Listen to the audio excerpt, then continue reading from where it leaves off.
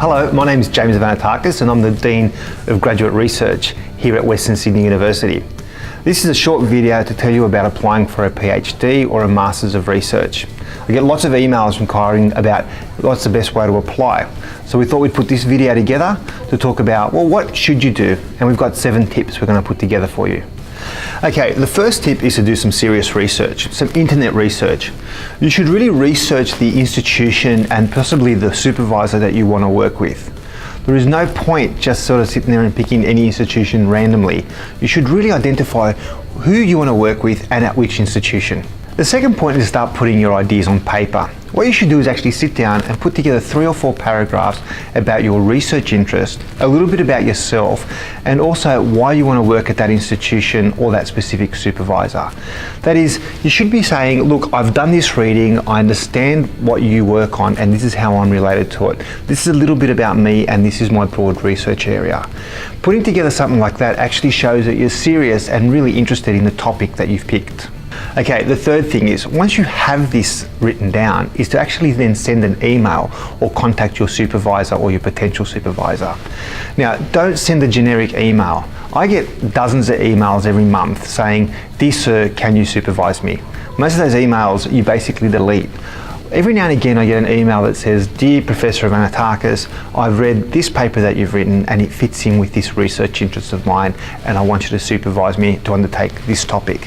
It's a very clear email. It specifically describes what the student wants to do and why they want to work with me. That is a really powerful thing and actually will separate you from other people who are looking at applying for a PhD.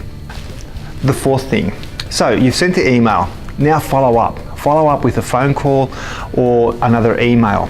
What you want to do is you actually want to organise a time to speak to your potential supervisor, or at this university we actually have high degree research directors. You want to make a time, have a bit of a chat. It's almost like an interview. In a way they'll be interviewing you, but you should also be interviewing them. Make sure that you're comfortable talking to them. Make sure you're comfortable with the way that they're talking to you and the broad approach that they're willing to take. So begin a conversation. This dialogue is really important in actually knowing that you're going to the right place and then beginning the process of applying for a PhD. The fifth thing, so you've identified a possible supervisor, you've now written down some of your ideas. The fifth thing is actually to go in with a really good idea of your research interest and your research area.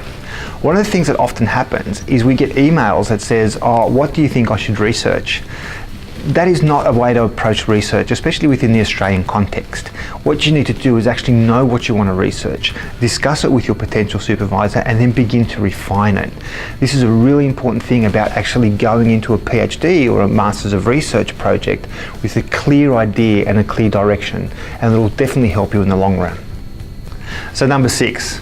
This is probably the most boring piece of advice I can give you, and it's not particularly interesting, but you would be surprised at how often we get incomplete paperwork. So advice number 6 is make sure you fill in all the forms properly and provide all the information required. Often when you've got, say, 120 applications for, say, 10 scholarships, those people who don't actually fill in the stuff properly often will get looked over. So make sure you fill in the forms properly, provide all the information you can access. And if you can't access something, let people know when you can access it and when you can get it to them. Point 7, and this may sound weird at the beginning of your PhD or your research project, but start thinking about your career. We know now that only about 50% of students who complete a PhD go on to become academics. The other 50% go into other areas such as policy work, working for non-government organisations, including things like the United Nations, or private research and entrepreneurship exercises. So it might seem a long way away, but just be prepared and be flexible for a changing work environment.